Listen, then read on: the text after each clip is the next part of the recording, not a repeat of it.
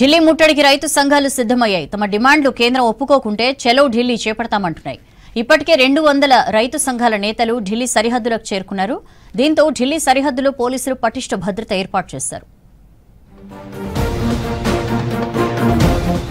రైతుల ఢిల్లీ చలోను ఆపేందుకు కేంద్ర ప్రభుత్వం ప్రయత్నిస్తోంది. చండీగఢ్ లో రైతు సంఘాల నేతలతో చర్చలు జరుపుతున్నారు కేంద్ర మంత్రులు అర్జున్ ముండా, పీయూష్ గోయల్, నిత్యానంద్ రాయ్.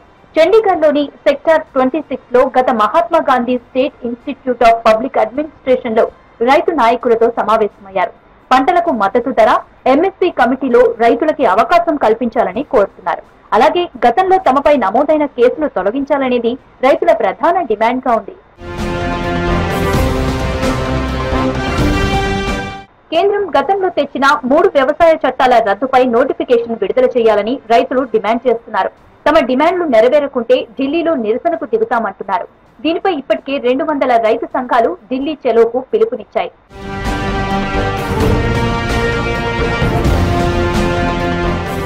రైతు సంఘాలు చలో ఢిల్లీ పిలుపుతో రాజధానిలో కట్టుదిట్టమైన భద్రతా ఏర్పాట్లు చేశారు పోలీసులు.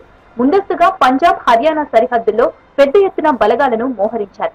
హైవేలపై పలుచోట్ల ఇసుక సంచులు, ముళ్ల కంచెలు, కాంక్రీట్ దిమ్మెలను అడ్డుగా పెట్టారు. పలుచోట్ల 144 సెక్షన్ అమలు చేస్తున్నారు పోలీసులు.